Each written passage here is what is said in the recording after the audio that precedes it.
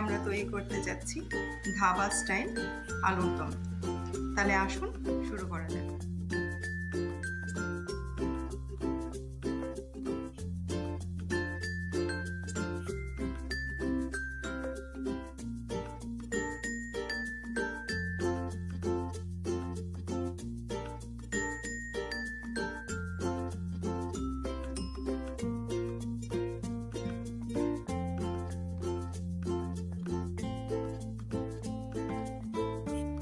আমরা প্রথমেই কড়াইতে কিছুটা সরষের তেল নিয়ে সেটাকে গরম করে নেব।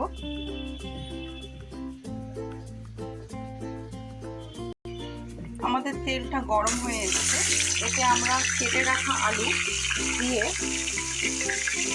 হালকা ভেজে নেব।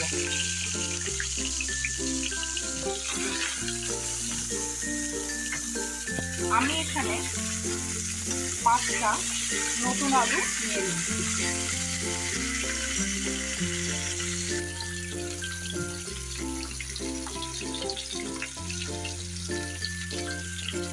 এই আলুতেই আমি একটু হলুদ আর একটু লবণ দিয়ে আলুগুলো হালকা ভেজে নেব।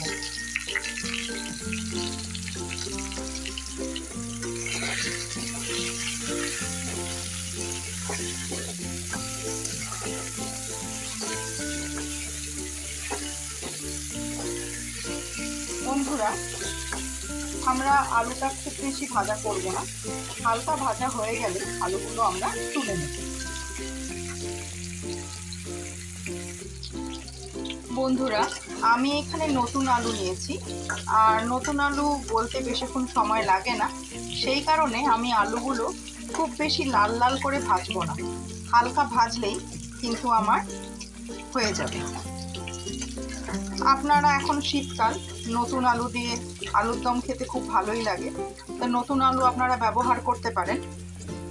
আর যদি নতুন আলু না পান তাহলে আলুগুলোকে আপনারা একটু বেশি লাল করে ফ্রাই করে নেবেন। দেখুন বন্ধুরা, আমার আলুগুলো প্রায় ভাজা হয়ে এসছে।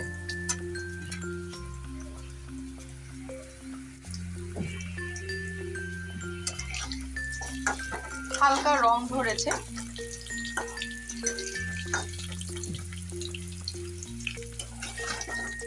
আর একটু ভাজা হলেই আমি আলুগুলো তুলে নেব।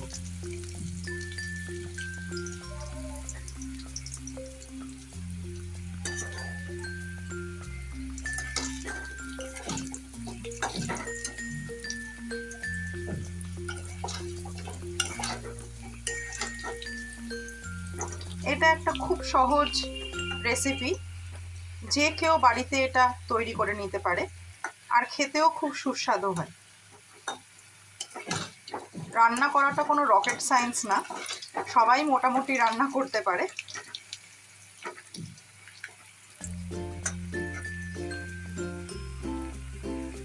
এবার আমরা আলুগুলো তুলে নেব।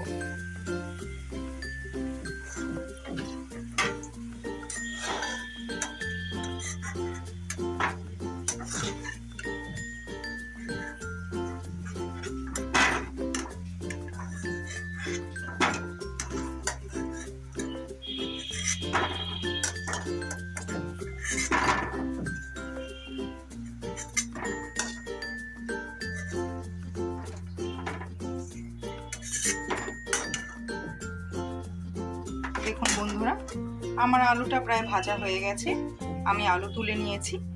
এবার পাত্রে যতটুকু তেল আছে আমি অতটুকু তেল দিয়েই পুরো রান্নাটা সেরে নেব।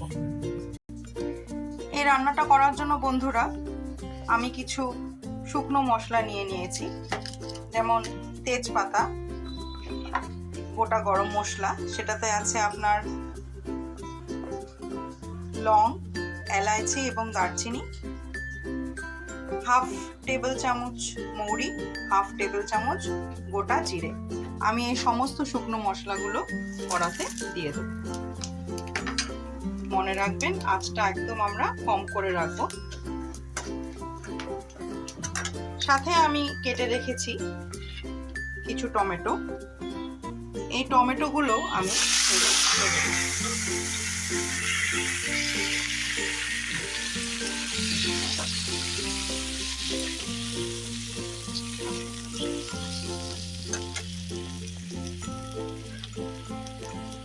টমেটোটা হালকা নরম হলে আমরা পরবর্তী মশলাগুলো একে একে দিয়ে দেব।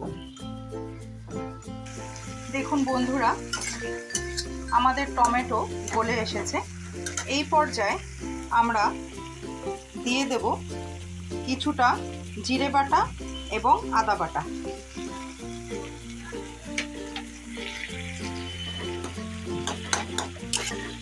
ভালো করে মিশিয়ে নেব যাতে জিরে বাটা এবং আদা বাটার কাঁচা গন্ধটা চলে যায়।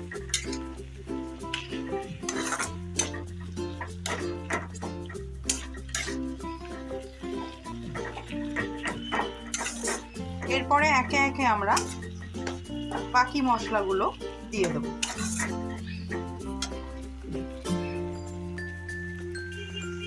দিয়ে দেব হাফ চামচ হলুদ গুঁড়ো, হাফ চামচ লঙ্কা গুঁড়ো। ভালো করে মশলাটা মিশিয়ে নেব। খেয়াল রাখবেন চুলোর আঁচটা আমি কিন্তু লো টু মিডিয়াম ফ্লেম রেখেছি। এই পর্যায়ে দিয়ে দেব নুন। নুন খুব বেশি দেবেন না, পরে নুন আবার আপনারা পরিমাণ মতো দিয়ে নিতে পারবেন।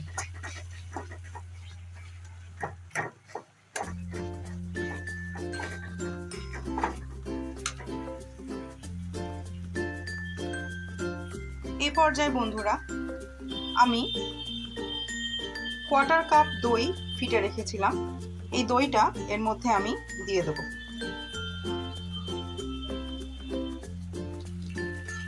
ভালো করে মিশিয়ে নেব।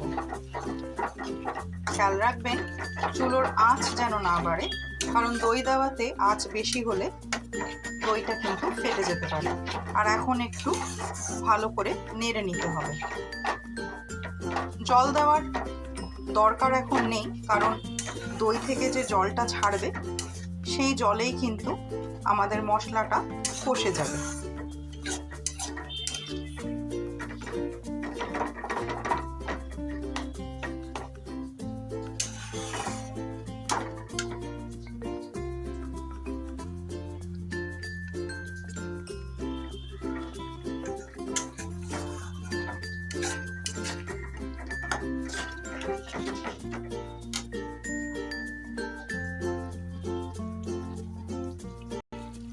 দেখুন বন্ধুরা কি সুন্দর একটা রং হয়েছে।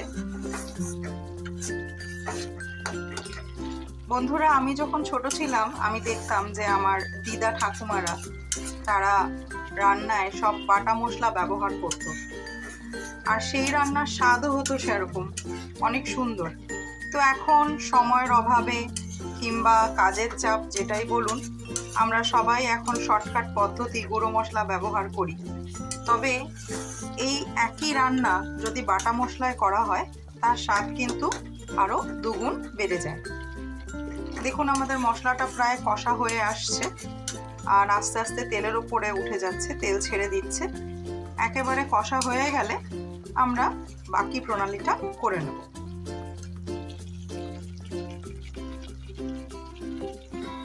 দেখুন বন্ধুরা আমাদের মশলাতে কিন্তু তেল ছেড়ে দিয়েছে, তার মানে মশলাটা হয়ে এসছে।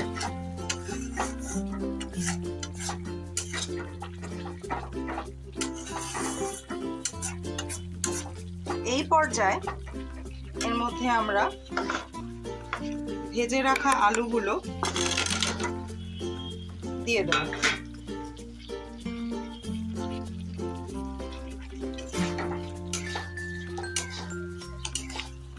ভেজে রাখা আলুগুলো দিয়ে একটু নেড়ে চেড়ে নেব।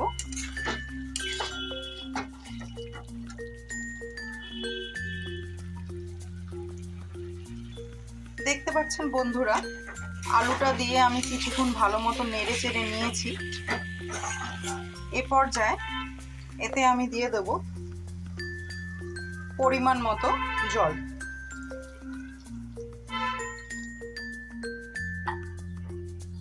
খুব বেশি জল দেওয়া লাগবে না, আমি প্রায় 1 কাপ মতো জল দিয়েছি। দিয়ে আমি এটা আলুগুলো নরম হওয়ার জন্য চাপা দিয়ে ঢাকা দিয়ে রান্না করব। দেখুন বন্ধুরা, আমার কিন্তু জলটা ফুটে গেছে। এই পর্যায়ে আমি এই আলুর দমে হাফ চামচ চিনি দিয়ে দেবো। আলুর দমটা একটু টক ঝাল মিষ্টি হলে ভালোই লাগে।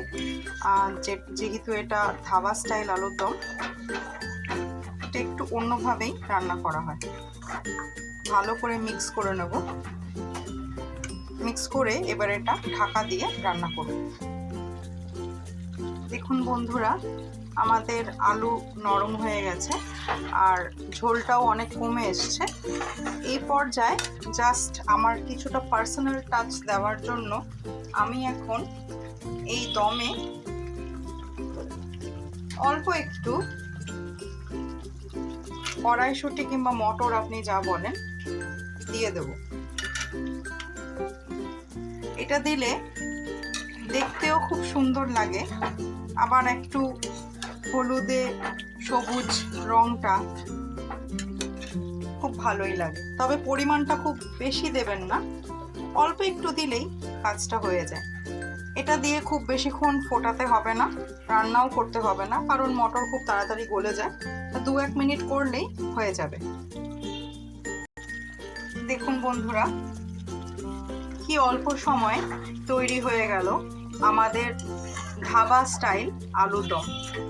এই আলুর দমটা আপনি রুটি, পরোটা, পোলাও অথবা গরম ভাত সব কিছুর সাথেই অ্যাজ আ সাইড ডিশ খেতেই পারেন। খেতে খুব ভালো লাগে। আপনারা অবশ্যই এই আলুর দমটা আমি যেভাবে তৈরি করলাম ওইভাবে তৈরি করে খেয়ে দেখবেন আর আমাকে কমেন্টে জানাবেন যে কেমন হলো। এবার আলুর দমটা প্রায় হয়ে এসছে, আমরা নামিয়ে নেব। আলুর দমটা রেডি বন্ধুরা। আমি আলুর দমটা এবার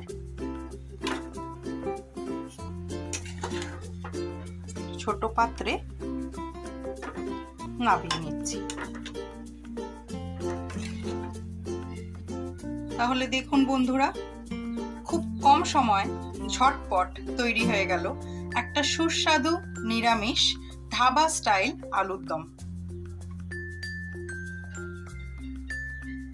আপনারা অবশ্যই এটা ঘরে তৈরি করবেন এবং খেয়ে জানাবেন কেমন হলো।